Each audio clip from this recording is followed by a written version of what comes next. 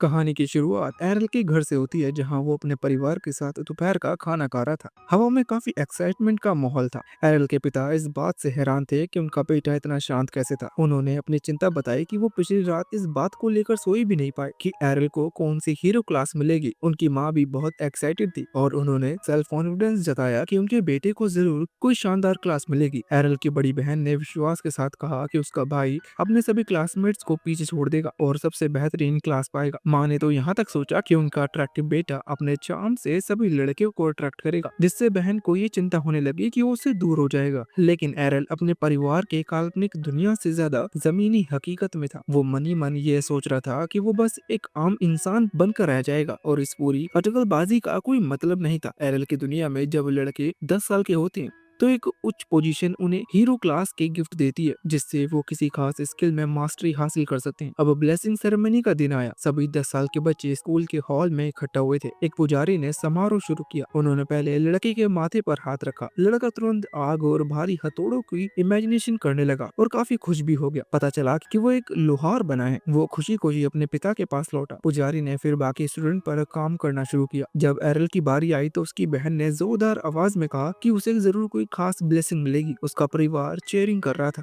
और एरल पुजारी की ओर बढ़ा। वहाँ मौजूद लोग एक दूसरे से फुसफुसा रहे थे क्योंकि एरल के माता पिता एक स्वॉर्ड प्रिंस है और एक आर्क में महान हीरो थे और सबको उम्मीद थी कि एरल को भी कोई एडवांस क्लास मिलेगी। एरल ने पुजारी के पास पहुंचकर आंखें बंद कर ली और पूरे कंसंट्रेशन के साथ अपने मन को केंद्रित करने की कोशिश की ताकि उसे भी कोई इमेज दिखाई दे। उसने इंतजार किया लेकिन उसके दिमाग में पूरी तरह से खालीपन और अंधेरा था। पुजारी ने जब अपना हाथ हटाया तो उनके चेहरे पर गहरा सरप्राइज था। उन्होंने पूरे हॉल में अनाउंसमेंट की कि एरल का कोई भी आशीर्वाद नहीं मिला है। वो एक रियल क्लासलेस हीरो का मामला था। एरल के परिवार की एक्साइटमेंट तुरंत निराशा में बदल गई। उन्हें लगा कि उनके साथ पूरी तरह से धोखा हुआ है और टैलेंटलेस फिगर के रूप में एरल का भविष्य बर्बाद हो गया। उनके महान परिवार के लिए ये एक बहुत ही बड़ा सदमा था। अगले दिन निराशा के बावजूद एरल ने अपनी जिंदगी सामान्य ढंग से शुरू कर दी और नॉर्मल तलवारबाजी की प्रैक्टिस करने लगा। उसके माता पिता ने उसे अश्योरेंस दिया कि वो उसे घर से नहीं निकालेंगे और वो वहीं रह सकता है। रोयल ने बताया कि वो ठीक है और वो मुखतखोर नहीं बनना चाहता बल्कि खुद को साबित करेगा। उसकी बहन ने तुरंत उसे सपोर्ट देने का वादा किया। अपने परिवार को इतना ज्यादा चिंता में देखकर एरल ने उन्हें याद दिलाया कि वो हमेशा से अपनी माँ के साथ तलवारबाजी की प्रैक्टिस करता आ रहा है, इसलिए बिना किसी क्लास के भी वो किसी काम आ सकता है। हालांकि उसने मन ही मन सोचा कि उसकी माँ एक भयानक टीचर थी क्योंकि वो ट्रेनिंग में हमेशा अपनी इनक्रेडिबल ताकत का इस्तेमाल करती थी और रॉयल को हवा में उड़ा देती थी। रॉयल की माँ खुशी थी कि उनका बेटा इतना समझदार था, जबकि पिता ने सोचा कि वो शायद सच में कोई असली नौकरी हासिल कर पाएगा। जब परिवार ने उस पर फिर से बहुत ज्यादा ध्यान देना शुरू किया तो एरल इस दुलार से तंग आ गया। उसे लगा कि वो दया का पात्र बन गया है। वो तुरंत वहां से उठा और अपनी ट्रेनिंग जारी रखने के लिए निकल गया। ट्रेनिंग ग्राउंड में पहुंचकर एरल ने स्वॉर्ड्समैन क्लास के दो स्टूडेंट को अपनी तलवारों से लड़ते हुए देखा। उनकी चालों में उनकी क्लास के कारण एक नेचुरल सिंपलनेस थी। लड़कों ने एरल को देखा और मजाक उड़ाते हुए पूछा कि वो बिना किसी क्लास के यहाँ क्या कर रहा है। एरल ने शांति से कहा कि वो उन्हीं की तरह ट्रेनिंग लेने आया है। लड़कों ने हंसते हुए बताया कि उन्हें ट्रेनिंग की जरूरत नहीं है क्योंकि उनकी क्लास ने उन्हें पहले से ही इतनी एबिलिटी दे दी है। वो तो बस मजे कर रहे थे। उन्होंने अपनी क्लास में मिले एबिलिटी को शो करने के लिए फिर से ड्यूल शुरू कर दिया। एरल ने देखा कि उनके मूवमेंट सिंपल थे लेकिन उनमें स्ट्रेटजी और इंटेंस कंसंट्रेशन की कमी थी। एरल ने उन्हें चुनौती दी कि वो उससे लड़े।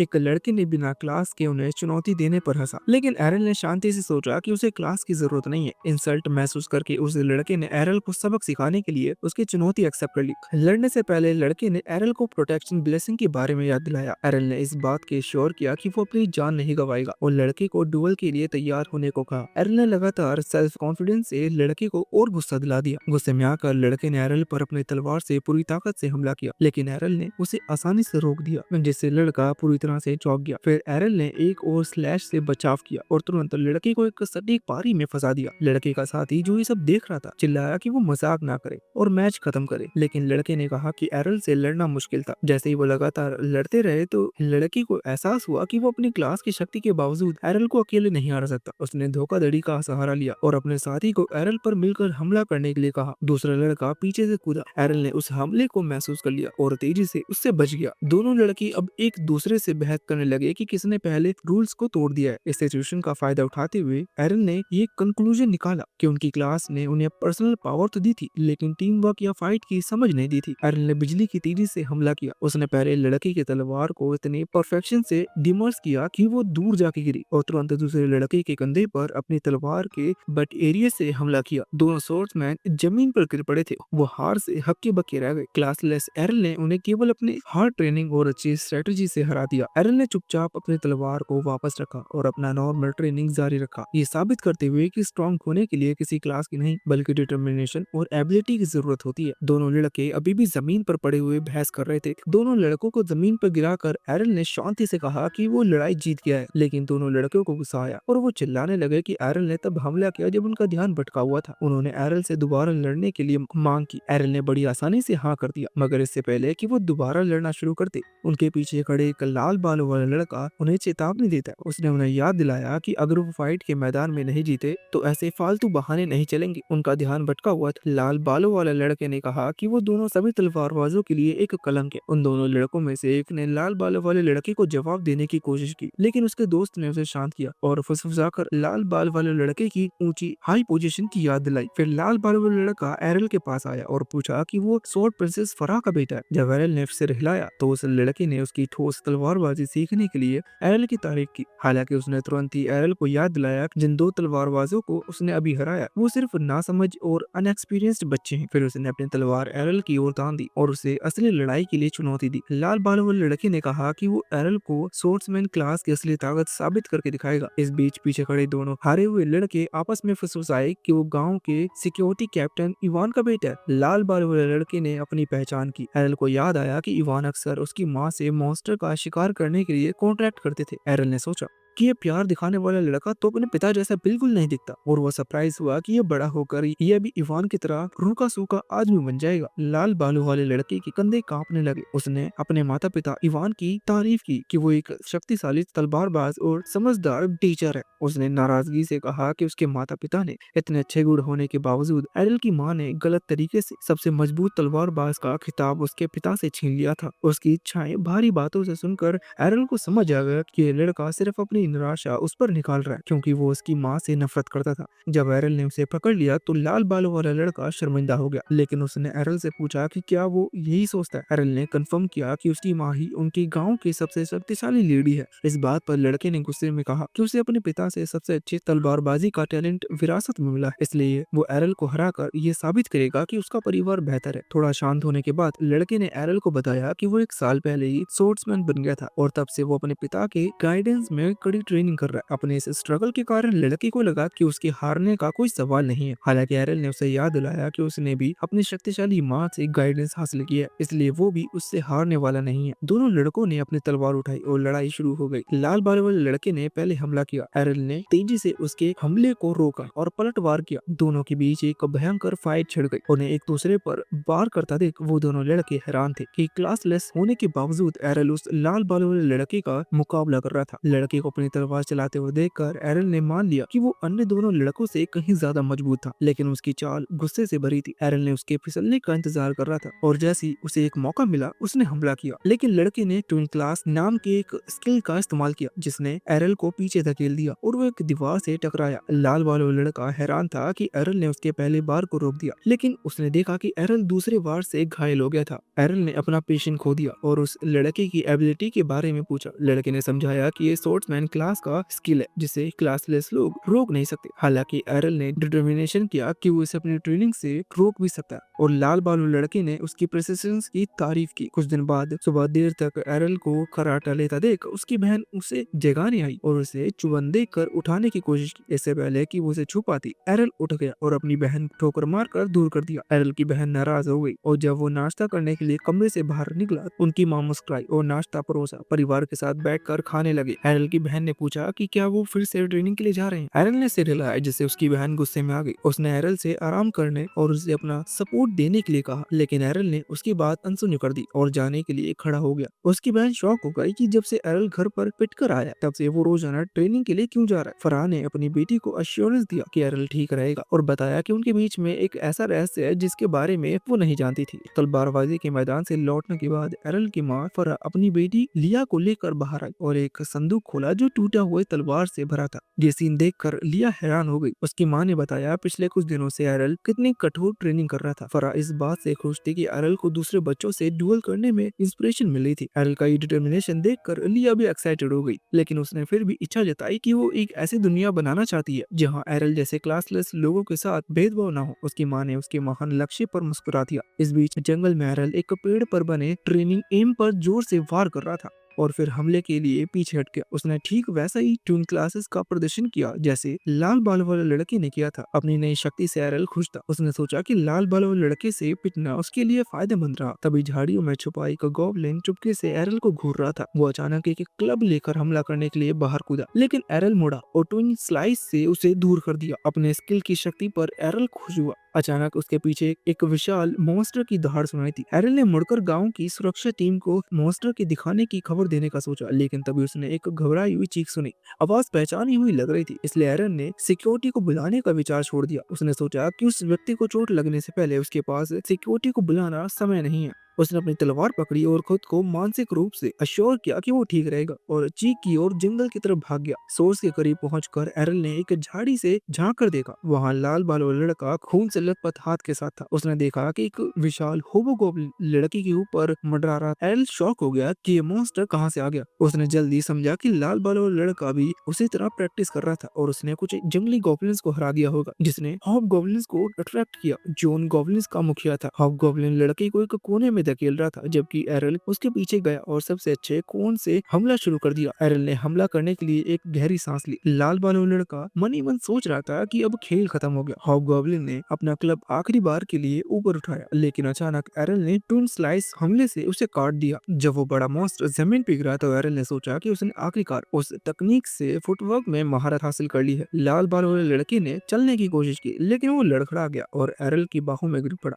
एरल ने ध्यान दिया कि लड़के ने अपना प्रोटेक्शन ब्लेसिंग खो दिया था। एरल ने उससे पूछा कि क्या उसके पास घाव को ठीक करने के लिए हॉली वाटर। लड़के ने चुपचाप अपनी टूटी हुई पानी की बोतल की ओर इशारा किया जो जमीन पर पड़ी थी, इसलिए एरल ने उसे अपना होली वाटर पेश किया। जैसे ही लड़के ने पानी पिया उसके घाव गायब हो गए। एरल की बढ़ती हुई ताकत से लाल बाल वाला लड़का नाराज महसूस कर रहा था। एरल ने देखा कि लड़की की एनर्जी वापस लौट आई है और उसने पानी के लिए थैंक यू किया। फिर उसने एरल से उसकी शक्तिशाली स्किल के बारे में पूछा। एरल ने शांति से उसे याद दिलाया कि ये सिर्फ एक ट्विन स्लाइस है, लेकिन लड़की ने पूछा कि उसने बिना किसी क्लास के इसे कैसे सीखा, क्योंकि आम लोग स्पेशल स्किल को नहीं सीख सकते। एरल ने समझाया कि उसने इस तकनीक के लिए अपनी ट्रेनिंग को आगे तक लेके गया। लाल बालों वाला लड़के को ये बात समझ में नहीं आई, इसलिए एरल ने साफ साफ समझाया कि एक स्किल को पाने के लिए थोड़ा टाइम लगता है। फिर एरल ने लाल बालों लड़के से कहा कि वो उसके लिए सबसे इम्पोर्टेंट रिसोर्स है, क्योंकि उसने उसे इस स्किल से दर्जनों बार पीट कर इस तकनीक को समझने में मदद की थी। लाल बालों लड़का ये जानकर शॉक हो गया। एरल ने ये बताया कि वो अपने रीमैच में उसे हारने के लिए ट्विन स्लाइस स्किल का प्रैक्टिस कर रहा था। एरल ने डेडिकेशन से इम्प्रेस होकर लाल बालों वाले लड़के ने उसकी रीमैच चुनौती एक्सेप्ट कर ली। एरल ने उससे पूछा कि क्या वो पक्का है, लेकिन लड़के ने कहा कि एरल ने उसे बचाया और उसके घाव को ठीक किया, इसलिए वो कम से कम इतना तो कर ही सकता है। एरल ये देखकर हैरान था। वो उपकारों का बदला चुकाना जानता था, जिस पर लड़का अपने बारे में एरल की कमराई से नाराज महसूस करने लगा। जल्दी दोनों लड़कों ने अपनी तलवारें पकड़ी और एक ही समय पर ट्विन स्लाइस को अपने डुएल की शुरुआत की। लाल बालों वाले लड़के को ये देखकर सदमा लग गया कि एरल ने उसके दोनों वारों को रोक दिया। तभी उसे एक अचानक हुए तीसरी वार से चोट लगी। उसने काफी शॉक तरीके से पूछा कि तुमने कैसे किया। एरल ने बताया कि उसने तीसरा स्लाइस भी जोड़ दिया था। लाल बालों वाले लड़के ने उसे याद दिलाया कि इसे ट्विन स्लाइस कहते हैं, लेकिन एरल ने समझाया कि उसे किसी क्लास से प्री डिफाइंड एबिलिटी नहीं मिली है, इसलिए वो अपनी तकनीक को जो चाहे उसमें ढाल सकता है। एरल ने उस लड़के को बताया कि वो तीसरा वार उसने पहली बार सफलतापूर्वक मार दिया था, जिससे वो लड़का और भी ज्यादा निराश हो गया। लाल बालों वाले लड़के ने सोचा कि एक तलवारबाज की स्किल किसी से नहीं आनी चाहिए, इसलिए एरल ने उसे कहा वो एक और मुकाबले में ये साबित करके दिखाएगा। दोनों लड़कों ने एक बार फिर से अपनी तलवारें उठाई। लाल बालों लड़का अब शांत हो गया था। उसने सोचा कि उसके पास एरल के मुकाबले तेजी का फायदा है। दोनों ने एक साथ अपनी ट्विन स्लाइस तकनीक का इस्तेमाल किया। लाल बालों लड़का एरल के तीसरे वार पर नजर रखे हुए था, हालांकि तीसरे वार की तेजी ने उसे फिर से चौंका दिया। उसने वार को रोकने की कोशिश की, फिर भी वो वार उसे जमीन पर गिरा के मारा। एरल ने हारे हुए लड़के पर अपनी तलवार तान दी और कहा कि इसे रिजल्ट की उम्मीद थी, लाल बालों लड़के ने उससे पूछा कि तीसरा वार इतना तेज क्यों है। एरल ने समझाया कि उसने ये तरकीब भी उसी से सीखी थी। एरल ने खुलासा किया कि वो जानबूझकर अपने पहले दो वार को धीमा रखता है और अपनी पूरी ताकत तीसरे वार पर लगाता है ताकि अपोनेंट को चौंकाया जा सके। पूरी तरह से हारा हुआ महसूस करते हुए लाल बालों लड़के ने गुस्से में अपने दांत पीसे और हार मान ली। एरल जीत कर वहाँ से चला गया। कुछ दिन बाद एरल का परिवार रात का खाना खा रहा था। एरल की माँ फराह ने बताया कि इवान का बेटा गांव छोड़कर ब्रिया में ट्रेनिंग करने के लिए गया है। इस खबर पर हैरान होकर एरल ने पूछा कि ब्रिया क्या है। उसकी माँ ने बताया कि ब्रिया को सिटी ऑफ सॉर्ड कहा जाता है। उन्होंने बताया कि शादी से पहले वो भी वहाँ एक गिल्ड में ट्रेनिंग करती थी। ब्रिया के बारे में सुनकर एरल बहुत एक्साइटेड हो गया। उसने सोचा कि ये उसके लिए एक बेहतरीन मौका हो सकता है वहाँ जाने का और एक क्लासलेस हीरो के रूप में अपनी पूरी पावर का पता लगाया जा सकता है। कुछ साल बीत गए थे। एरल ने अब तक कई मुश्किल दिन देखे थे। उसने अपने जीवन में ठान लिया था कि चाहे लोग उसे क्लासलेस कहें, वो अपनी मेहनत और लगन से दुनिया को साबित करेगा कि किसी पहचान की मोहर के बिना भी इंसान महान फाइटर बन सकता है। इसी सोच के साथ एक दिन उसने फैसला किया कि उसे अब ब्रेस्किया शहर जाना चाहिए।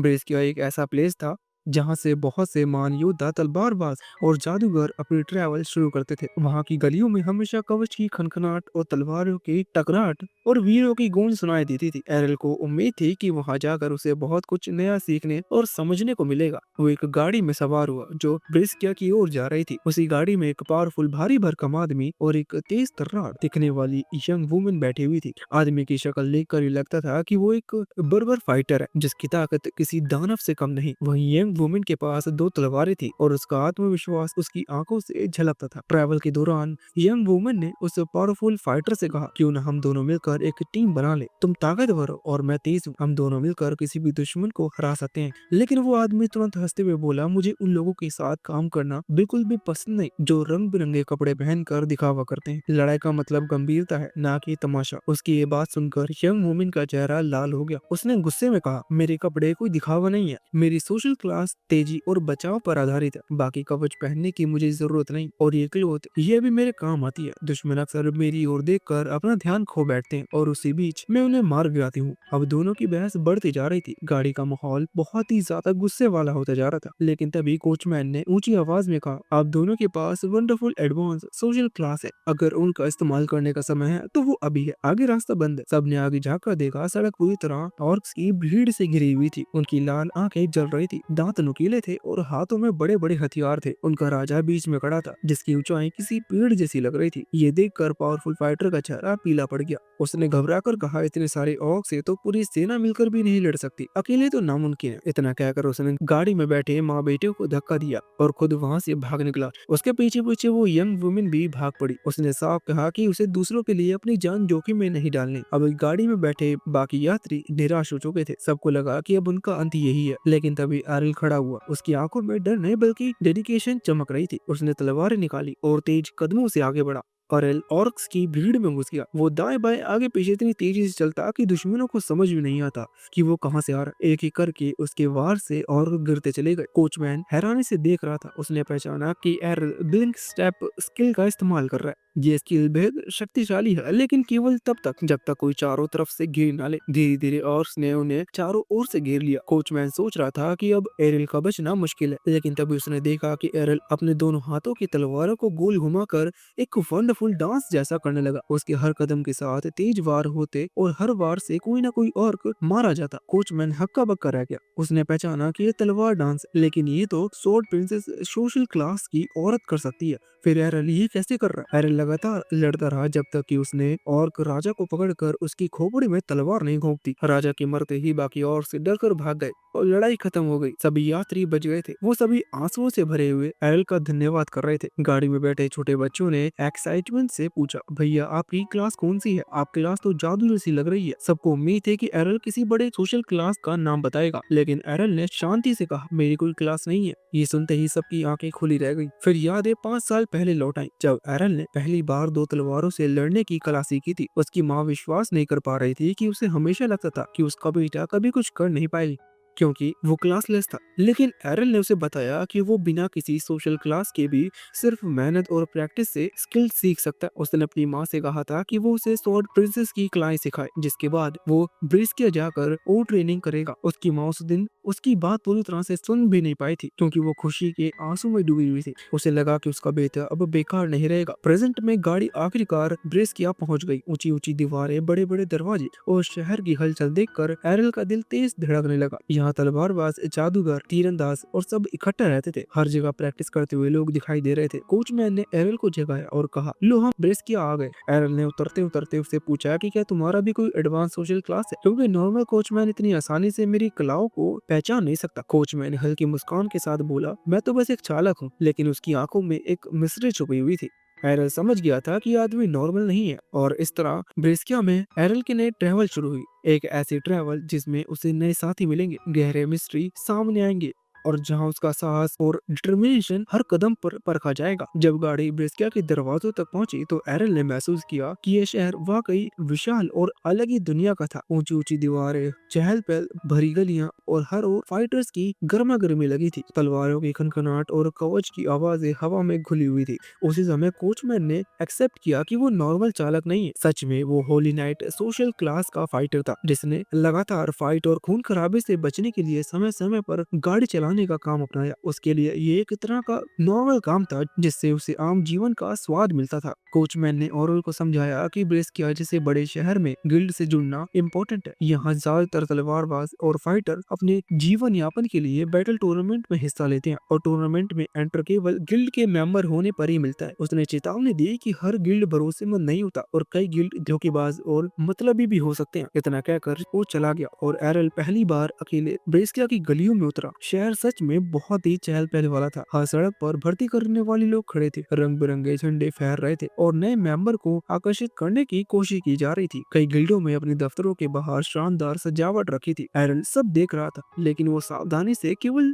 सबसे अच्छा गिल्ड चुनना चाहता था। भीड़ के बीच एक सुनहरे बालों वाली यंग वुमेन एरल तक पहुंची। उसने चुपके से उसके पास जाने और ध्यान खींचने की कोशिश की, लेकिन एरल ने अनजाने ही उसकी चालाकी से बच निकला और वो यंग वुमेन पूरी तरह से शॉक्ड हो गई। उसे यकीन नहीं हो रहा था कि ओरल अभी तक उससे अट्रैक्ट क्यों नहीं हुआ, इसलिए उसने अपने गिल्ड में शामिल होने का इनविटेशन रखा। एरल ने इस प्रयास को गंभीरता से नहीं लिया। उसने सोचा कि अगर कोई गिल्ड इस तरह होकर लोगों को खींचने की कोशिश कर रहा है तो वो गिल्ड भरोसेमंद नहीं हो सकता। यंग वुमेन का गिल्ड सच में किसी और ही डायरेक्शन में जा रहा था। वो किसी भी तरह नए मेंबर जोड़ने के लिए कोशिश कर रही थी, लेकिन एरल ने उस पर ध्यान नहीं दिया और उससे केवल ये जानकारी निकाली कि इस एरिया का सबसे strongest guild black blade guild है। ब्लैक ब्लेड गिल्ड शहर में सबसे बड़ा इमारत है। लेकिन जब एरल वहाँ पहुंचता तो देखता कि गिल्ड में एंटर की आशा रखने वालों की एक लंबी लाइन लगी हुई है। सैकड़ों लोग अपनी बारी का इंतजार कर रहे थे। एरल ने पेशेंस रखा और अंत तक उसकी बारी आई। क्लर्क ने उसे इम्पोर्टेंट प्रोसेस समझाई। गिल्ड में शामिल होने के लिए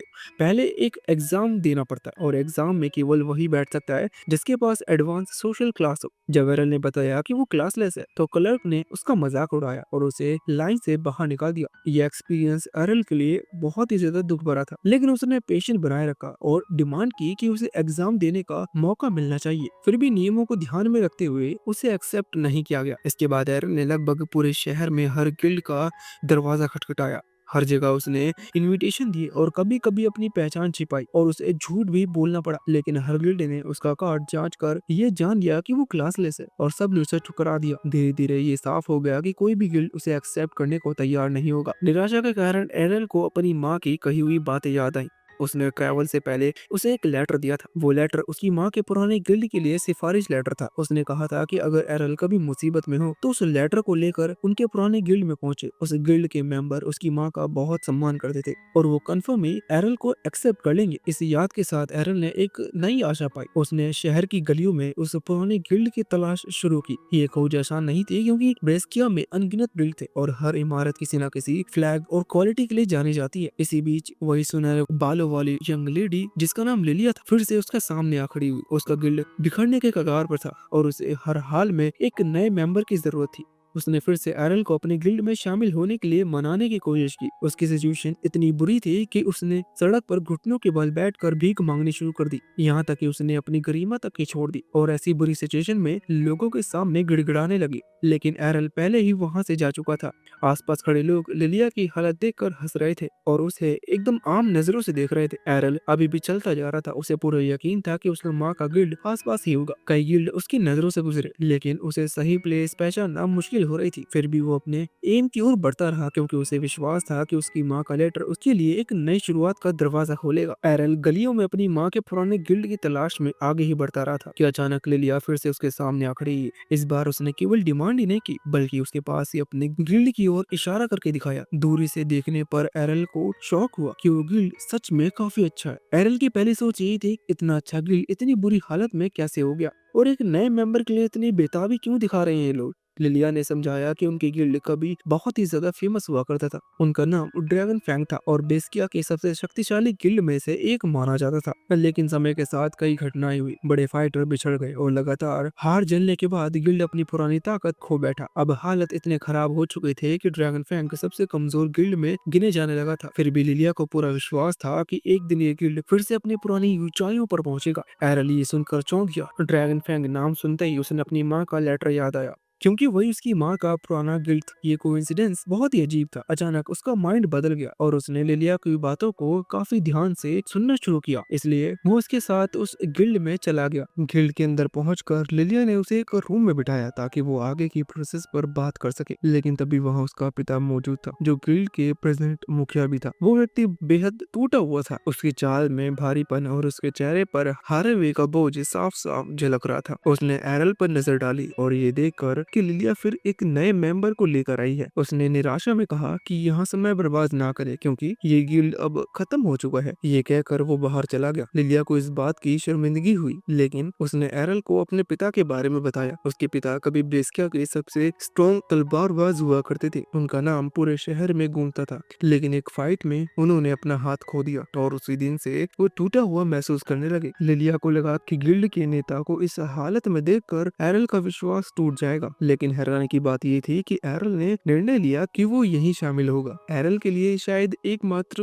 ऑप्शन था क्योंकि कोई और गिल्ड उसे एक्सेप्ट नहीं कर रहा था। ये लिलिया के लिए बहुत बड़ी राहत वाली बात थी। उसने तुरंत एडमिशन का कॉन्ट्रैक्ट लेटर निकाला और उसे एरल के सामने रख दिया और जब उसने उस पे साइन किए तो वो अधिकारी रूप में ड्रैगन फैंग गिल्ड का मेंबर बन गया। लेकिन तभी लिलिया ने ध्यान दिया कि उसने सच में एरल से उसकी क्लास के बारे में पूछा ही नहीं था। उसने कॉन्ट्रैक्ट लेटर देखा और हैरान रह गया क्योंकि एरल ने उसमें अपनी सिचुएशन क्लासलेस लिखी हुई थी। शुरू में उसे लगा कि ये कोई मजाक है, लेकिन जब एरन ने अपने आइडेंटिटी कार्ड दिखाकर यह साबित किया वो सचमुच क्लासलेस है तो लिलिया सुन रह गई। उसकी खुशी पल भर में गुस्से में बदल गई और उसने सोचा कि ये मेंबर गिल्ड के लिए बोझ बन जाएगा। लिलिया ने निराशा होकर ये मान लिया कि क्लासलेस फाइटर टूर्नामेंट में किसी काम का नहीं होगा। उसी समय गिल्ड की एक और मेंबर लीना कमरे में आई। लिलिया तुरंत रोते हुए उसके पास गई और बताया कि नया मेंबर क्लासलेस निकला है। जैसे ही लेना ने क्लासलेस शब्द सुना उसने तुरंत समझ लिया कि यहाँ किसके बारे में बात हो रही है। उसने एरल को गौर से देखा और पूछा कि वो यहाँ क्या कर रहा है। एरल ने उसे अनदेखा किया मानो वो अजनबी हो। लेना को विश्वास नहीं हुआ कि एरल उसे पहचान नहीं रहा। उसके साथ गांव में बिताए ट्रेनिंग के दिनों की याद उसके मन में ताजा हो गई, लेकिन एरल को याद नहीं आ रहा था, केवल इतना कि उसने कभी लाल बालों वाले एक साथी के साथ प्रैक्टिस की थी। उसे लगता था कि वो साथी कैप्टन इवांस का बेटा था। लेना ने सच्चाई बताई कि कैप्टन इवांस का कोई बेटा नहीं था, केवल एक बेटी थी और वही बेटी अब उसके सामने खड़ी है। एरल को तब महसूस हुआ कि वही पुरानी साथी थी। उसने अपनी भूल एक्सेप्ट की और उसे पहचान लिया। लेना ने बताया कि वो पिछले 5 साल से लगातार ट्रेनिंग कर रही थी ताकि एरल से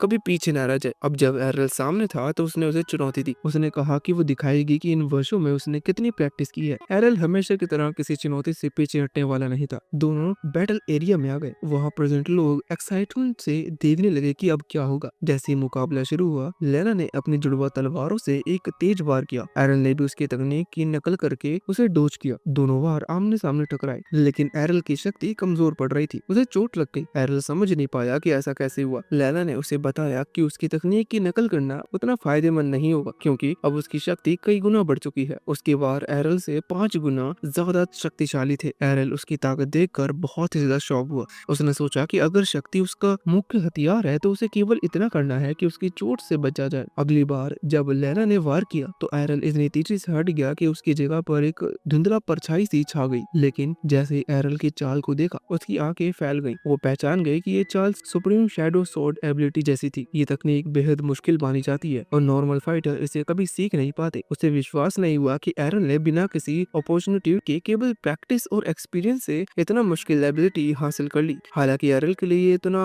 मिस्टीरियस नहीं था क्योंकि उसकी नजर में ये बस एक तेज स्पीड से चलने का तरीका था। अब सिचुएशन पूरी तरह बदल बदली, क्योंकि लेना कितनी भी कोशिश करती एरल पर एक खरोच तक नहीं छोड़ पा रही थी। उसका हर वार खाली हवा में गिरता और एरल की गति उसके हर प्रयास को असफल कर देती। कुछ ही देर में एरल ने मौका देकर उसकी ही ताकत को उसके खिलाफ मोड़ दिया। जब लेना ने पूरी ताकत से हमला किया, एरल ने उसे काफी अच्छे से रोक कर उस पावर को वापस उसी की तरफ उल्टा भेज दिया। अगले ही पल लेना जमीन पर गिरी पड़ी बेहोश थी। फाइट का रिजल्ट साफ था, एरल जीत चुका था। लेना हार मानने को तैयार थी, लेकिन अंदर ही वो टूटी हुई थी। उसने 5 साल लगातार मुश्किल ट्रेनिंग की, केवल इसीलिए कि वो एरल को हरा सके, लेकिन रिजल्ट वही निकला। एरल अब भी उससे ज्यादा ताकतवर था। बाहर से उसने खुद को खुश दिखाने की कोशिश की, लेकिन जैसे ही वो कमरे से बाहर निकली, उसकी आंखों से आंसू रुक नहीं रहे थे। एरल और लिलिया ने उसे कुछ समय देने का डिटर्मिनेशन किया और वो दोनों वापस अपने रूम में लौट आए। वहाँ बैठकर एरल ने लिलिया से गिल्ड की सिचुएशन डिटेल से समझने को कहा। लिलिया ने बताया कि उनका गिल्ड इस समय भारी कर्जे में डूबा हुआ है। अगर वो अगली कंपटीशन नहीं जीत पाए तो गिल्ड पर लगा ये कर्जा उन्हें पूरा खत्म कर देगा। कंपटीशन से मिलने वाले पैसे ही उनका एकमात्र सहारा है, लेकिन उसमें भाग लेने के लिए कम से कम 3 मेंबर होना ही इम्पोर्टेंट था। यही कारण था कि लिलिया इतने बेचैन होकर नए मेंबर को ढूंढ रही थी।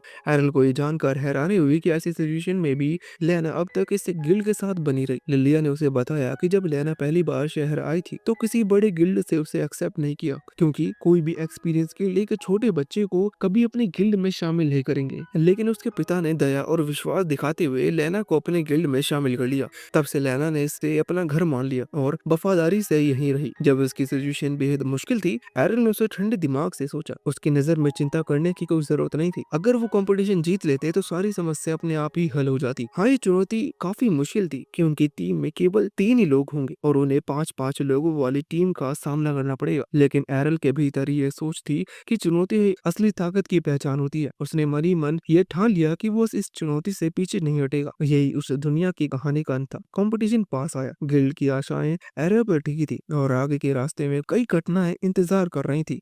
फिर अगली सुबह एरल उठा। बाहर से तलवारों की टकराने की आवाज और लोगों की हलचल सुनाई दे रही थी, यानी शहर की सुबह हो चुकी थी। जल्दी जल्दी नहा कर और हल्का नाश्ता करके वो नीचे आया, जहाँ लीना और लिलिया पहले से ही उसका इंतजार कर रही थी। आज तीनों पहली बार साथ बैठे थे ताकि अपने गिल्ड के अगले कदम के बारे में बात कर सकें। लिलिया के चेहरे पर हमेशा की तरह वो शरारती मुस्कान थी। उसने बड़ी खुशी से बताया कि अब जब ड्रैगन फैंग गिल्ड में 3 मेंबर हो गए हैं तो वो लोग आखिरकार टीम बैटल में हिस्सा लेने के लायक बन गए हैं। इस हफ्ते के एंड में गिल्ड की बड़ी प्रतियोगिता होने वाली थी और यही मौका था जब वो लोग अपने गिल्ड का नाम फिर से ऊपर ला सकते थे। उसने समझाया कि टूर्नामेंट 1 बाय 1 बैटल फॉर्म होता है और हर टीम में ज्यादा से ज्यादा 5 मेंबर्स हो सकते हैं, लेकिन वो तीनों ही थे। ये सोचकर लीना थोड़ी चिंतित हो गई। उसे लगा कि कम मेंबर होने से जीतना मुश्किल हो सकता है, पर लिलिया ने हमेशा की तरह कॉन्फिडेंट थी। उसने कहा कि वो और लीना दोनों बी रैंक तलवारबाज हैं और जब तक उसका सामना किसी ए रैंक फाइटर से नहीं होता सब कंट्रोल में रहेगा। एरल चुपचाप सुनता रहा। उसके लिए ये सब कुछ नया था, क्योंकि उसने पहले कभी रैंक सिस्टम के बारे में नहीं सुना था। लिलिया ने उसे डिटेल में समझाया कि तलवारबाजों की ताकत 4 रैंक में बांटी जाती है, सी, बी, ए और एस। पूरे ब्रेसिया शहर में करीब 500 तलवारबाज हैं, लेकिन उनमें से सिर्फ 20 लोग ही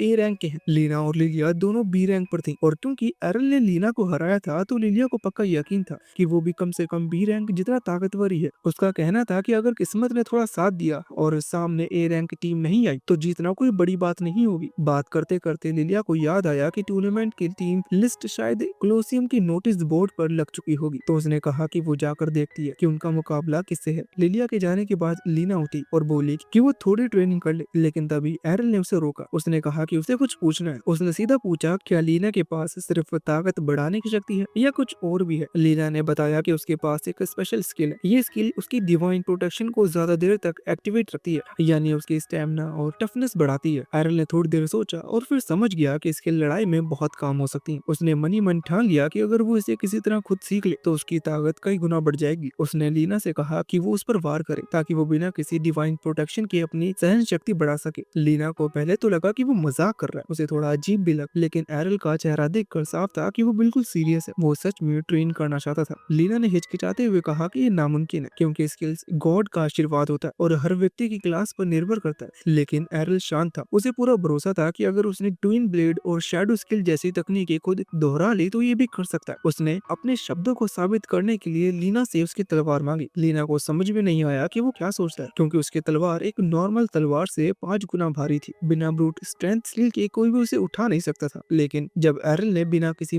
परेशानी के तलवार को मयान से निकाला और हवा में एकदम आसानी से घुमा दी, लीना की आंखें खुली की खुली रह गई। वो यकीन नहीं कर पा रही थी कि एरल ने मुस्कुराते हुए कहा कि कुछ स्किल जरूर ताकत बढ़ाती हैं, लेकिन असली ताकत मेहनत और लगातार ट्रेनिंग से आती है। उसने बताया कि वो सालों से अपने शरीर पर मेहनत कर रहा है और ये उसकी असली पावर है। लीना अब सब समझ गई थी कि एरल बाकी लोगों जैसा नहीं है, वो कुछ अलग है। उसने फैसला किया कि वो उसकी मदद करेगी, लेकिन साथ ही चेतावनी भी दी कि अगर उसे सच में मार खाना है तो फिर बाद में दर्द की शिकायत नहीं करनी चाहिए। कुछ ही देर बाद लिलिया भागकर हाफती हुई वापस आई। उसके चेहरे पर साफ साफ घबराहट दिखाई दे रही थी। उसने बताया कि उसने टूर्नामेंट की लिस्ट देखी है और कसम से सबसे गंदी बात यह है कि उनका पहला मैच सीधा ब्लैक ब्लेड गिल्ड से फिक्स हुआ है, वही गिल्ड जिसके पास 8 ए रैंक तलवारबाज हैं। ये सुनकर लीना के चेहरे का रंग उतर गया, लेकिन लिलिया अभी पूरे कॉन्फिडेंस से भरी थी। उसने कहा कि चाहे अपोनेंट कितने भी मजबूत क्यों ना हो, ड्रैगन फैंग गिल्ड पीछे नहीं हटेगा। उसने ठान लिया था कि ये कंपटीशन न सिर्फ उनके गिल्ड का भविष्य तय करेगा, बल्कि ये भी साबित कर देगा कि अभी क्लासलेस कहे जाने वाले एरल में आखिर कितनी ताकत छिपी है। लिलिया के जोश भरे भाषण के बाद जब वो थोड़ा शांत हुई तो उसे अचानक एहसास हुआ कि इस पूरे टाइम लीना लगातार एरल को तगड़ा पीट रही थी। वो चौंक कर बोली, पर लीना ने तुरंत सफाई दी कि ये सब तो एरल के कहने पर ही हो रहा है। और सच में एरल की हालत देखने लायक थी। चेहरे पर खरोच, कपड़े फटी हुई और शरीर पर नीले निशान थे,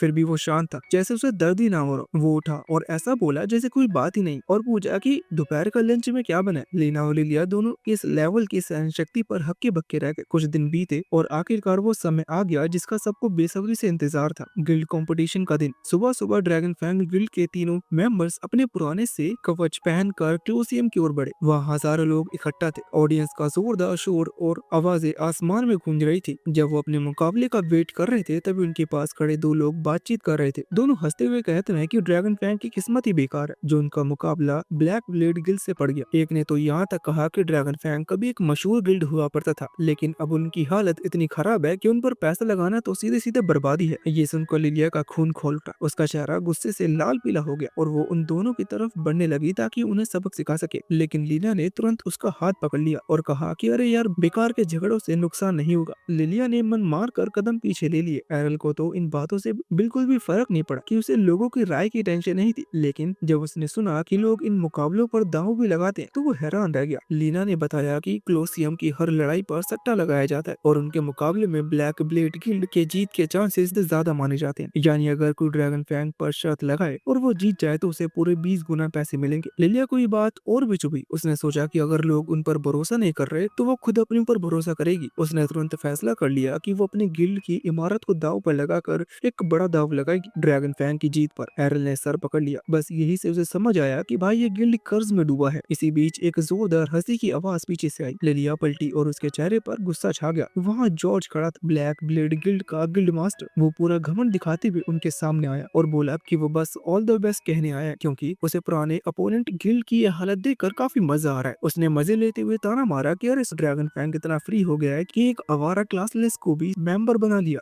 लिलिया ने गुस्से से उसकी ओर देखा पर कुछ कहा नहीं, लेकिन जॉर्ज ने एक और बॉम्ब फोड़ा। उसने बताया कि उसने खुद इस टूर्नामेंट की टीमों की जोड़ी सेट करवाई थी ताकि ब्लैक ब्लेड गिल्ड का मुकाबला ड्रैगन फैंग से हो सके। वो बोला कि उसने तो उन पर मेहरबानी की, क्योंकि अब जब वो ब्लैक ब्लेड गिल्ड से लड़ेंगे तो सारा शहर उन्हें देखेगा। अगर वो किसी तुक्के से जीत गए तो उन्हें नाम और पैसा दोनों मिलेगा। मगर तभी उसने ठंडी हंसी हंसते हुए कहा कि ये जीत सिर्फ अगर पर टिकी है। समय बीतते बीते कोलोसियम में तहलका मचा हुआ था। माहौल पूरा गर्म था। ऑडियंस की आवाज पूरे मैदान में धमाकेदार तरीके से गूंज उठी। फाइनली आज का सबसे बड़ा मैच शुरू होने वाला था। ड्रैगन फैंग गिल्ड के 3 बंदे एरिना की ओर बढ़े। जब उन्होंने ब्लैक ब्लेड गिल्ड की टीम लिस्ट चेक की तो एरल थोड़ा हैरान हुआ। जॉर्ज, जो खुद लड़ने को इतना मरा जा रहा था, उसने पार्टिसिपेट ही नहीं किया। लेकिन जब उसने बाकी टीम देखी तो उसे तुरंत समझ आ गया कि उसकी जरूरत ही नहीं है। पूरी की पूरी टीम ए रैंकर्स से भरी हुई थी। ये देख कर लिलिया और लीना थोड़ी घबरा गई, लेकिन एरल के चेहरे पर एक अलग ही खुशी थी। उसके अंदर एक जोश उमड़ आ रहा था, मानो ये डर नहीं बल्कि टॉप लेवल की चुनौती हो। उसे खुशी थी कि आज उसे नए स्किल देखने और सीखने का मौका मिलेगा। लिलिया ने मुंह बनाकर उसे याद दिलाया कि एरल,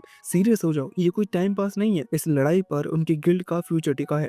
तभी घंटी बची और तभी ब्लैक ब्लेड गिल्ड का एक मेंबर सामने आया जिसका नाम था जियो, जो अपनी तेज तलवारबाजी और ब्लिंक डैश स्किल के लिए जाना जाता था। फिर अनाउंसर ने ड्रैगन फैंग की ओर देखा और जब उसने नाम पढ़ा तो वो बहुत ही ज्यादा हैरान रह गई और उसे अपनी आंखों पर यकीन नहीं हो रहा था, क्योंकि अपोनेंट जो था वो था एरल क्लासलेस। पूरा मैदान जोर से गूंज उठा। ऑडियंस में चर्चा शुरू हो गई। किसी को विश्वास नहीं हो रहा था कि कोई बेकार सा क्लासलेस भी टूर्नामेंट में हिस्सा लेने आया है। कई लोग हंसने लगे, कुछ ने मजाक उड़ाया और जियो को ये सुनकर बेइज्जती महसूस हुई कि उसे किसी ऐसे व्यक्ति से लड़ा जा रहा है जो क्लासलेस है। मुकाबला शुरू हुआ। जियो ने टाइम वेस्ट नहीं किया और ब्लिंक डैश मारा और झट से एरल के सामने आकर उसके छाती में तलवार घुसा दी। ऑडियंस ने सांस रोक ली, लेकिन अगले ही पल सबके होश उड़ गए। तलवार हवा में धसी थी और एरल की जगह सिर्फ एक धुंधली छाया खड़ी थी। असली एरल तो उसके पीछे था। ये उसकी शैडो स्किल का कमाल था। जियो पूरा शॉक हो गया। उसे समझ में नहीं आया कि क्लासलेस व्यक्ति ऐसे हाई फाई तकनीक कैसे इस्तेमाल कर सकता है, लेकिन वो एक एक्सपीरियंस्ड फाइटर था। उसने तुरंत अपनी रणनीति बदली। अभी ये सिर्फ पावर की नहीं बल्कि तेज दिमाग और क्विक रिएक्शन की लड़ाई थी। मैदान की हवा में तलवारों की गोली उठी,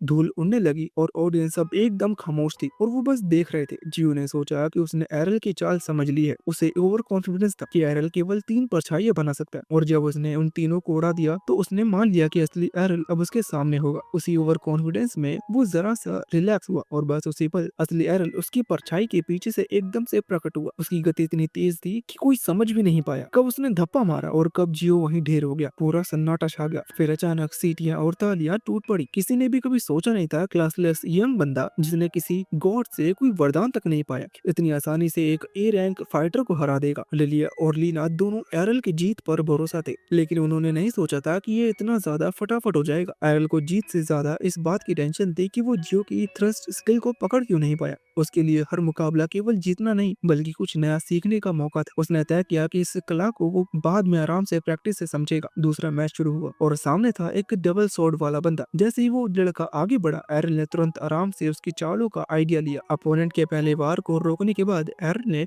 अपने ट्विन ब्लेड स्लैश से इतनी परफेक्ट स्पीड में पलटवार किया कि वो फाइटर वहीं का वहीं चित हो गया। ये दूसरी जीत थी और भीड़ अब पूरी तरह एरल एरल चिल्ला रही थी। तीसरा बंदा यार एक जबरदस्त बॉडी वाला बैबरीरियन था। उसका शरीर लोहे जैसा था और वो हर पंच में तूफान जैसी शक्ति रखता था, लेकिन एरल की स्पीड उसके लिए बहुत ज्यादा थी। जब उसने एरल पर भारी प्रहार करने की कोशिश की तभी एरल एकदम से उसकी पीठ के पीछे पहुंचा और एक करारे वार से उसे नॉकआउट कर दिया। लीना को आज तक विश्वास नहीं हो रहा था कि एरल ने अकेले दम पर 3 ए रैंक प्लेयर्स को पछाड़ दिया। वहीं लिलिया की आंखें में प्राउड और एक्साइटमेंट झलक रही थी। उसके मन में अब ये विश्वास बैठ चुका था कि शायद एरल अकेले ही पूरा टूर्नामेंट जीत जाएगा। एरल का चौथा मुकाबला अब तक का सबसे टफ था। इस बार सामने जो लड़का खड़ा था उसके पास एक इतनी बड़ी और भारी ढाल थी कि उस तक वार पहुंचाना नामुमकिन सा लग रहा था। एरल ने कई बार कोशिश की, लेकिन हर बार उसकी तलवार बस ढाल से टकरा कर रह जाती। इसके बावजूद उसने हार नहीं मानी और ना ही फोकस छोड़ा। वो चुपचाप हर मूव पर नजर रखे हुए था, जैसे कोई मौके की तलाश में हो। कुछ देर में एरल को समझ में आ गया कि शील्ड बैरियर थकने लगा है और तभी एक सही टाइम देकर उसने एक जोरदार किक मारी। ढाल उसके हाथ से छूटकर गिर गई। ये इतनी तेज अचानक हुआ कि खुद शील्ड बैरियर भी हक्का बक्का रह गया। ये ट्रिक एरल ने पहले एक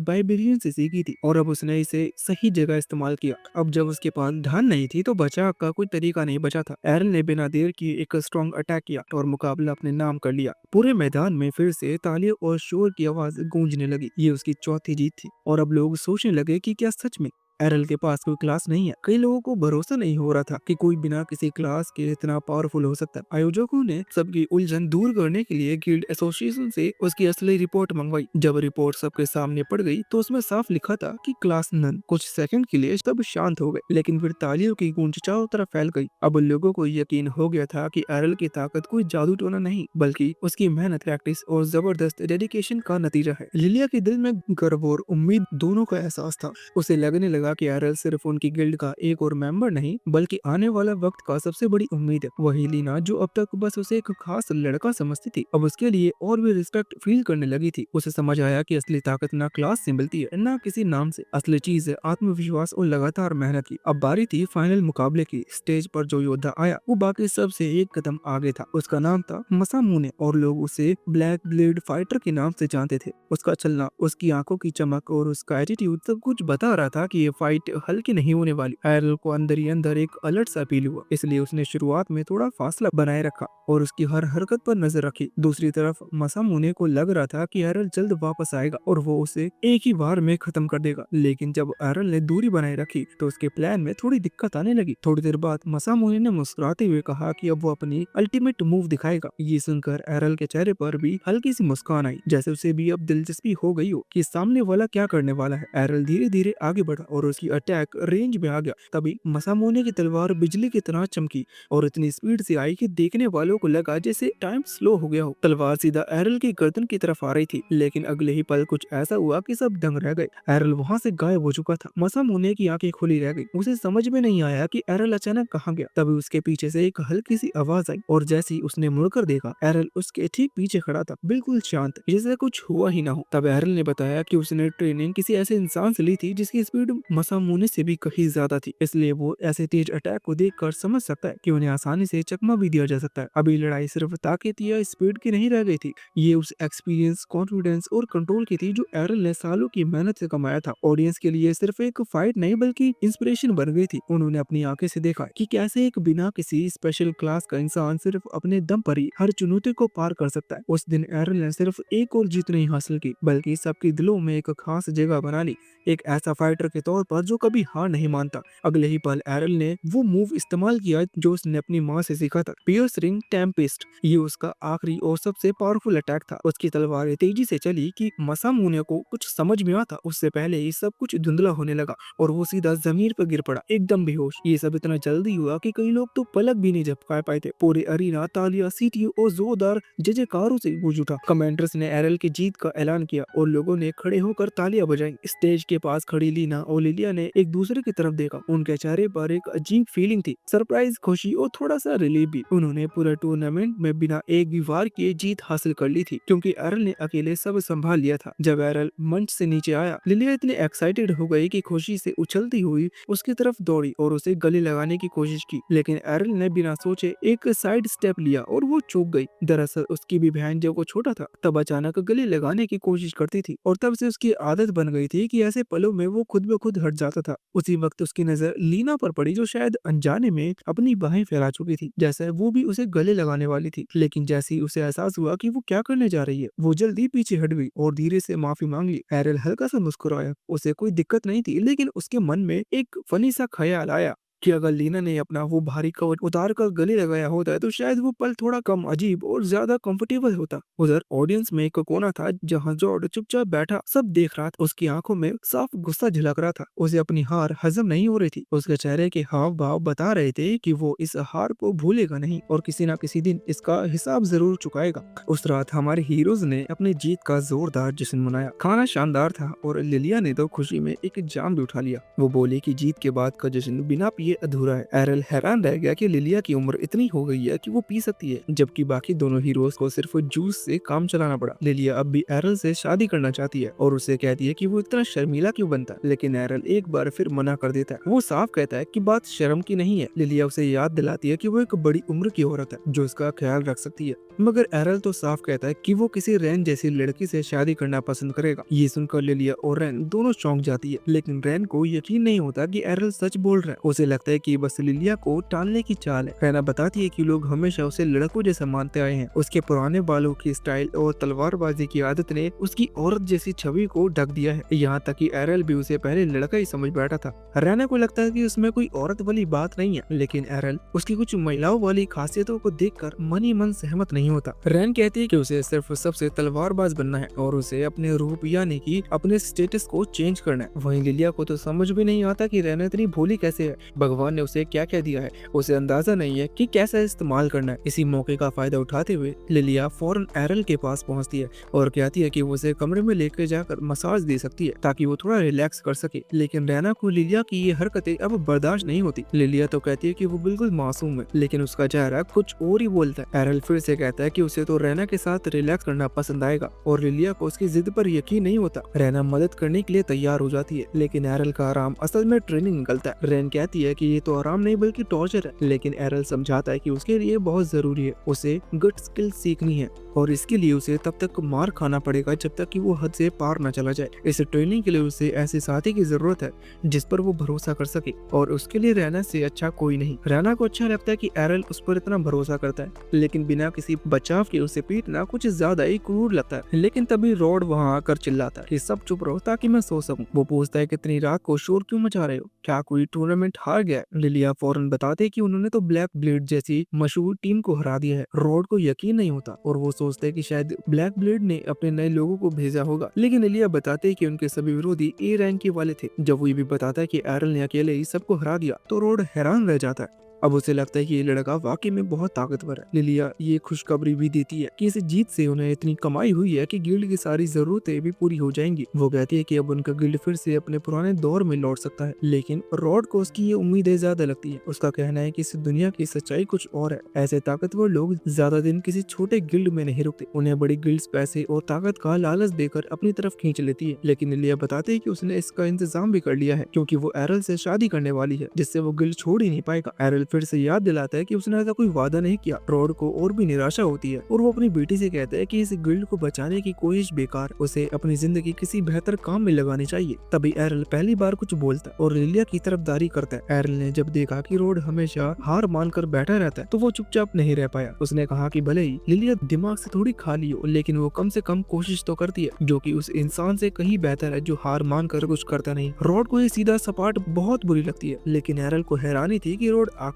कब तक ऐसे ही मायूस बना रहेगा। एरल ने उसे याद दिलाया कि उसके पास अभी भी एक हाथ है और वो अब भी तलवार चला सकता है, मगर ये बात रॉड को भड़का देती है। उसने एरल को झपट लिया और गुस्से में कहा कि उसे रॉड की हालत का जरा भी अंदाजा नहीं है। रॉड का क्लास ड्यूअल स्वॉर्डमैन था और जब वो अब दो तलवार नहीं चला सकता तो उसके सारे स्किल बेकार हो चुके हैं। स्किल सिर्फ एक बार मिलते हैं और अब वो किसी काम के नहीं रहे। एरल मानता है कि उसे रॉड की पूरी सिचुएशन नहीं पता, लेकिन वो खुद भी मुश्किलों से गुजरा है। उसका तो कोई क्लास ही नहीं था, ना कोई स्किल ना कोई पावर। ये सुनकर रॉड और ज्यादा झुंझला जाता है और वहां से चला जाता है। लेकिन एरल ये महसूस करता है कि रॉड के अंदर आज भी जबरदस्त ताकत है, भले ही वो खुद को बेकार समझ रहा हो। एरल को लगता है कि रॉड आज भी एक महान तलवारबाज बन सकता है, लेकिन उसने खुद को छोड़ दिया है। लिलिया फिर भी एरल की बातों के लिए उसका शुक्रिया अदा करती है। उसे लगता है कि शायद ये बात उसके पिता के दिल तक पहुंच गई होगी। रहना भी मानती है कि रॉड एक अच्छा इंसान है, बस उसे फिर से अपनी जुनून और मकसद ढूंढने की जरूरत है। एरल को भी उम्मीद है कि रॉड दोबारा ट्रेनिंग शुरू करेगा और वो खुद उससे कुछ सीखना चाहता है, क्योंकि ड्यूअल स्वॉर्ड्समैन से सीखने को बहुत कुछ हो सकता है। एरल के सीखने की भूख देखकर लिलिया उसे सुझाव देती है कि वो एक बार डंजन में ट्राई करे। रहना हैरान रह जाती है जब उसे पता चलता है कि एरल को डंजन के बारे में कुछ भी नहीं पता। दोनों लड़कियां बताते हैं कि तलवारों के शहर के नीचे एक विशाल डंजन है जिसमें जाल ही जाल बिछे हैं और हर जगह खतरनाक मॉन्स्टर्स हैं। ये सुनकर एरल में एक अजीब सी एक्साइटमेंट आ जाती है। रहना भी जाने को तैयार हो जाती है क्योंकि उसे सोर्ट्स गुड टूर्नामेंट की तैयारी करनी है। एरल को इसका भी कुछ पता नहीं होता, जिससे लड़कियां समझ जाती है कि ये लड़का वाकई एक गांव से आया है और शहर की दुनिया से बिल्कुल अनजान है। शॉर्ट्स गुड टूर्नामेंट असल में पूरे शहर का सबसे बड़ा मुकाबला होता है, जिसमें दुनिया भर के सबसे ताकतवर तलवारबाज हिस्सा लेते हैं। लिलिया को पहले से पता था कि एरल इसमें भाग लेना चाहता है, इसलिए वो उसके लिए पहले ही रजिस्ट्रेशन फॉर्म ले आई थी। लेकिन जब एरल उसे बिना कुछ कहे फाड़ देता तो सब हैरान रह जाते हैं। रैना को लगा था कि एरल भाग लेना चाहता है, लेकिन वो बताता कि लिलिया ने उसे धोखे से शादी के प्रपोज पर साइन करवाने की कोशिश की थी। लिलिया हंसते हुए कहती है कि ये तो बस एक मजाक था, लेकिन एरल उसकी गर्दन पकड़कर उसे सबक सिखा देता है। इस सब के बीच किसी अंधेरे कोने में कोई उन सब पर नजर रखे हुए होता है। ये शख्स जॉर्ज के लिए काम करता है और वो बताता है कि एरल और उसके दोस्त अगले दिन डंजन में जा रहे हैं। जॉर्ज इसे अपने बदले का सही मौका मानता है। वो डंजन में उनके लिए एक हादसा सेट करेगा, ऐसा कि कोई उसे पकड़ न सके। वो पागलों की तरह हंसता है और कहता है कि उसे कोई रोक नहीं सकता। अगली सुबह लिलिया पूरी तैयारी में होती है कि वो एरल को अपना हुस्न से पटा कर रहेगी। उसका प्लान होता है कि वो उसे एक स्वीट सा किस देकर जाएगा, लेकिन एरल जाग जाता है और उसे पकड़ लेता है। थोड़ी देर बाद पूरी टीम डेंजन के निकलती है। एरल सोच रहा होता है कि डेंजन कोई अंधेरी गुफा जैसी जगह होगी, लेकिन वहाँ पहुंचकर वो देखता है कि चारों तरफ भीड़ है। इसका कारण ये है कि सोर्स गो टूर्नामेंट बहुत नजदीक है और सभी योद्धा अनुभव लेने के लिए डेंजन में जा रहे हैं। हैं। लिलिया समझाती है कि डंजन में एक टेलीपोर्टेशन सील होता है जिससे लोग पहले से पहुंचे हुए फ्लोर्स पर जा सकते हैं, लेकिन उससे ऊपर नहीं। जैसे लिलिया 12th फ्लोर तक और रहना 14th फ्लोर तक जा सकती है, लेकिन एरल पहली बार आया है तो उसे पहले फ्लोर से शुरू करने होगा। एरल को थोड़ा निराशा होती है क्योंकि वो सीधे ताकतवर मॉन्स्टर से लड़ना चाहता था, लेकिन मजबूरी है। लिलिया कहती है कि कोई बात नहीं, वो उसे शॉर्टकट्स नीचे तक ले जाएगी जिससे रैना को अकेले जाने का मौका मिल जाता है, लेकिन वो चाहती थी कि सब साथ में जाएं। लिलिया चालाकी से कहती है कि एक ही गार्ड काफी है और पूछती है कि क्या रैना को उससे कोई दिक्कत है, जिस पर रैना मना कर देती है। लिलिया इस बात से खुश हो जाती है और एरल को एकांत में ले जाने की बात करती है, लेकिन एरल फिर से साफ कर देता है कि वो रैना को भी चाहता है। रैना खुशी से साथ चलने को तैयार हो जाती है। जैसे ही वो टेलीपोर्ट होकर नीचे पहुंचते हैं, उनका सामना विलिंग आर्मर नाम के मॉन्स्टर से होता है। एरल का एक बार आसानी से रोक देता है, लेकिन ये मॉन्स्टर बहुत तेज है और एक का हमला उसे लगभग चौंका देता है। भले ही ये भारी कवच में हो, उसकी स्पीड डराने वाली है, लेकिन एरल परेशान नहीं होता और एक सिर काट देता है। उसे हैरानी होती है जब वो देखता है कि सिर कटने के बावजूद वो अभी भी हिल रहा है। रैना समझाती है कि ये मैजिक से चलने वाली कवच है, इन्हें दर्द नहीं होता और उनकी कमजोरी नहीं होती। एरल तुरंत समझ जाता है कि इन्हें रोकने का सही तरीका है उनकी टांगों पर वार करना। वो एक को गिरा देता है, लेकिन वो अभी भी थोड़ा रेंग रहा होता है। रैना भी अपना दुश्मन निपटा चुकी होती है। हालांकि ये सब नुकसान नहीं पहुंचा सकते, लेकिन ये जल्दी फिर से रिजनरेट होकर हमला कर सकते हैं। एरल को लगता है कि ये तो एकदम परफेक्ट ट्रेनिंग स्पॉट है, बार बार इनसे लड़ाई हो सकती है। लिलिया इस लड़ाई को बहुत ही कठिन बनाती है, लेकिन एरल और रैना उसे तुरंत टोक देते हैं क्योंकि उसने कुछ भी नहीं किया। लिलिया कहती है कि वो जानबूझकर पीछे नहीं रही, बस एरल और रैना बहुत तेज थे, लेकिन एरल और रैना उसे तुरंत टोक देते हैं क्योंकि उसने कुछ भी नहीं किया था। लिलिया कहती है कि वो जानबूझकर पीछे नहीं रही, बस एरल और रैना बहुत तेज थे। इससे एरल को पहली बार ये सवाल आता है कि आखिर लिलिया का क्लास क्या है। लिलिया गर्व से कहती है कि वो एक फेंसर है और चाहे तो उसे कोई भी स्किल सिखा सकती है,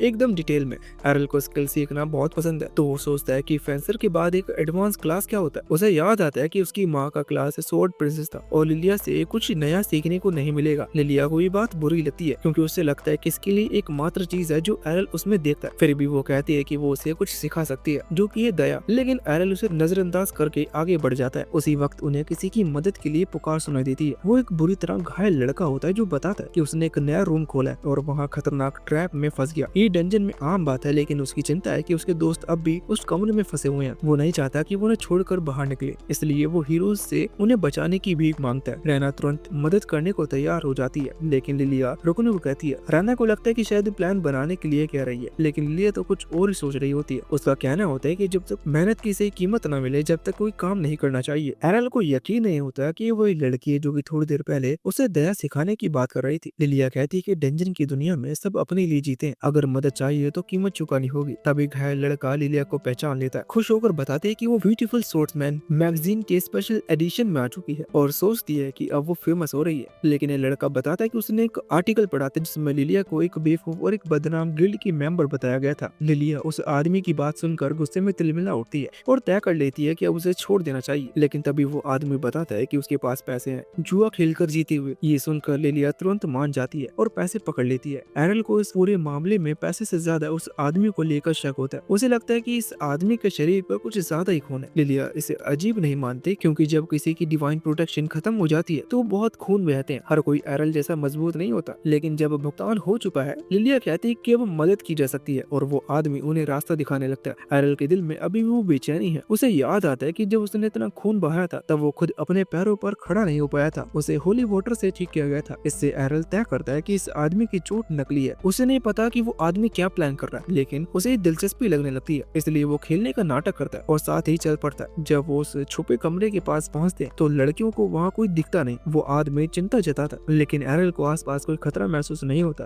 रैना सोचती है कि शायद वो देर से पहुंचे, जबकि लिलिया कमरे में पड़े खून के बड़े से गड्ढे को देख घबरा जाती है, मगर डर की बजाय वो इस बात से खुश हो जाती है कि वहाँ एक गोल्ड कॉइन पड़ा था। वो दौड़कर उसको उठाने जाती है, लेकिन कॉइन छूते ही एक जादुई जाल स्टार्ट हो जाता है। एरल तुरंत कहता है कि ये सही नहीं है और रैना समझ जाती है कि एक टेलीपोर्टेशन ट्रैप है। तभी वो आदमी अपना असली नाम बताता है, उसका नाम था डिल, और कहता है कि उसे खुशी है कि लिलिया उतनी ही लालची है जितना लोग कहते हैं। वो मानता है कि उसने सबको धोखा दिया और माफी मांगता है क्योंकि ये सब उसका काम था, लेकिन वो खुद भी तब चौंक जाता है जब ट्रैप उसे भी पकड़ लेता है। उसने बताया गया था कि जाल कमरे में मौजूद हर चीज को टेलीपोर्ट कर देगा। सभी अचानक एक अजीब कमरे में पहुंच जाते हैं जिसमें कोई रास्ता नहीं होता। रैना बताते है कि उसने इससे पहले ऐसे कमरा कभी देखा नहीं, ये जरूर 14th फ्लोर से भी नीचे का लेवल है। लिलिया दिल से जवाब मांगती है, लेकिन गलती से अपना गोल्ड कॉइन लात से दूर कर देती है। उसे समय समय कॉइन के चारों ओर एक रोशनी फैलती है और सभी को सतर्क होना पड़ता है। डिल बताता है कि उसका काम बस इतना था कि वो उन्हें एक खास जगह तक लेके जाए जहाँ ये ट्रैप एक्टिवेट हो जाए, और अब वो सभी डंजन की सबसे निचली मंजिल पर पहुंच गए हैं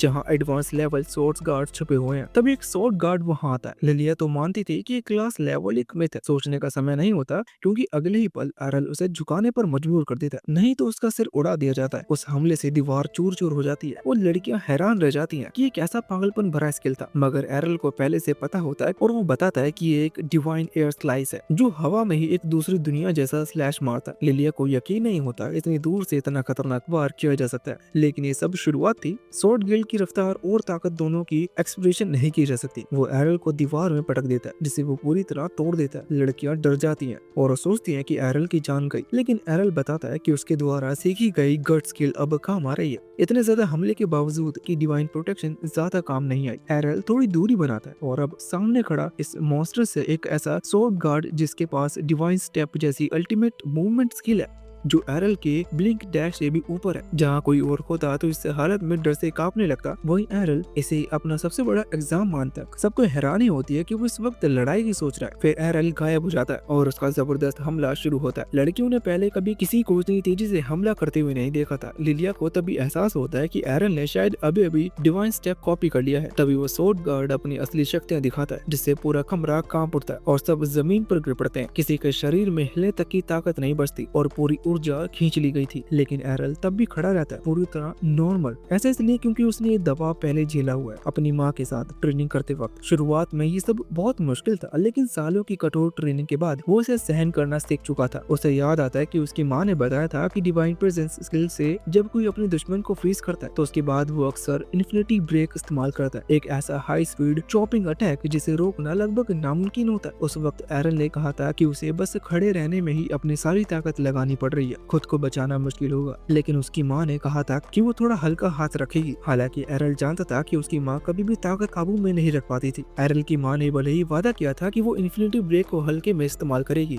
लेकिन उसने फिर से वही गलती दोहरा दी। उसने पूरी ताकत से हमला किया और लगभग पूरा जंगल तबाह कर दिया। अब इस पल में जब एरल खुद ही उससे स्किल का सामना कर रहा था, उसे अपनी माँ की पागल ट्रेनिंग का महत्व समझ आया। जब गॉड वही खतरनाक इन्फिनिटी ब्रेक स्किल तैयार करते हैं तो एरल लिलिया की गोल्ड कॉइन से उसका ध्यान भटकाता है। फिर वो हवा में उछाल लगाकर खुद वो स्किल इस्तेमाल करता है जिसे उसने इतने सालों से सीखा। उसके वार से वो तलवार पूरी तरह चूर चूर हो चुकी थी। लिलिया अपने पति पर फूली नहीं समाती, मगर एरल को फिर याद दिलाना पड़ता है कि वो शादी नहीं कर रहे। रहना थोड़ी सहज हो जाती है, लेकिन लिलिया बीच में टपक पड़ती है और उन्हें याद दिलाती है कि अभी रास्ता ढूंढना बाकी है। तभी एक रोशनी दिखाई देती है जिसे देख एरल सोचता है कि शायद फिर कोई मजबूत दुश्मन मिलेगा, लेकिन ये असल में एक टेलीपोर्टेशन स्पेल होता है। सब समझ जाते हैं कि बाहर निकलने का रास्ता है और लिलिया डील को भी साथ चलने के लिए कहती है। डील हैरान होता है, उसे लगता है कि उसे छोड़ दिया जाएगा या पीट दिया जाएगा। उधर एक बार में रोड एरल की बातों को याद करता है कि एक हाथ से भी लड़ाई मुमकिन है। रोड को ये बात हजम नहीं हो रही। तभी कुछ लड़के पास की टेबल पर बैठकर हंसते हुए बात करते हैं कि उन्होंने कैसे कुछ बेवकूफ एडवेंचर्स को एक टेलीपोर्टेशन ट्रैप में फंसा दिया। शुरुआत में वो कहते हैं कि डील को छोड़ने में थोड़ा बुरा लगा, लेकिन फिर खुलकर हंसते हैं। असल में उन्होंने जानबूझकर डील को ट्रैप के बारे में पूरा सच नहीं बताया ताकि उन्हें ज्यादा हिस्सा मिल सके। वो ड्रैगन पैंग ग्रिड को घटिया बताते हैं और रॉड ये सब सुन लेता है। रॉड गुस्से में उनका टेबल तोड़ देता है और पूछता है कि उन्होंने उसकी बेटी के साथ क्या किया। तभी जॉर्ज वहाँ आता है, लेकिन जॉर्ज कहता है कि वो बस उसे दयालुता में उसे खबर देने आया है कि लिलिया और उसके दोस्त एक खतरनाक कमरे में चले गए हैं। रॉड को समझ आ जाता है कि ये सब जॉर्ज की ही चाल है। वो उस पर हमले करने की कोशिश करता है, मगर जॉर्ज आसानी से बच जाता है। रॉड अंदर से टूट जाता है और लिलिया के लिए चिल्लाता है, लेकिन तभी लिलिया और उसके दोस्त बार में पहुंच जाते हैं। वो जश्न मनाने आए हैं। रॉड को चैन मिलता है कि उसकी बेटी जिंदा है, लेकिन लिलिया बताती है कि ये सब जॉर्ज की चाल थी और अगर एरल नहीं होता तो शायद वो सब मारे जाते। एरल बताता है कि उन्होंने स्वॉर्ड गॉड को हराया और सही सलामत लौटे। डील ने सब कुछ कबूल किया और बताया कि जॉर्ज ही इसके पीछे था। जॉर्ज कहता है कि उसने कुछ भी गलत नहीं किया क्योंकि डेंजर में हर कोई अपनी सुरक्षा का खुद जिम्मेदार होता है। रॉड कहता है कि जॉर्ज इससे बच नहीं पाएगा, लेकिन जॉर्ज उसे बस एक शराबी कहता है और वहाँ से निकल जाता है वापस अपने गिल्ड में। जॉर्ज गुस्से में अपना कमरा तहस नहस कर देता है। उसका पूरा प्लान पूरी तरह से फेल हो गया। वो मान नहीं पा रहा था कि एरल और उसके साथी फैमिली अभी भी जिंदा है। जब से स्वॉर्ड प्रिंसेस गायब हुई है और उसने ड्यूअल स्वॉर्ड किंग को हराया, तब से वो सोच रहा था कि अब वो सबसे ताकतवर तलवारबाज बनेगा, लेकिन अब एक बिना क्लास वाला लड़का उसके रास्ते में खड़ा है। तब इसके कमरे में एक धुंध भर जाती है और एक रहस्यमय तलवार प्रकट होती है। एक गहरी डरावनी आवाज गूंजती है जो जॉर्ज की नफरत और बदले की भावना को महसूस कर पा रही है। वो कहती है कि वो जॉर्ज की ये खौफनाक भावना देख सकती है और अब वक्त आ गया है कि उसकी चाहत पूरी की जाए।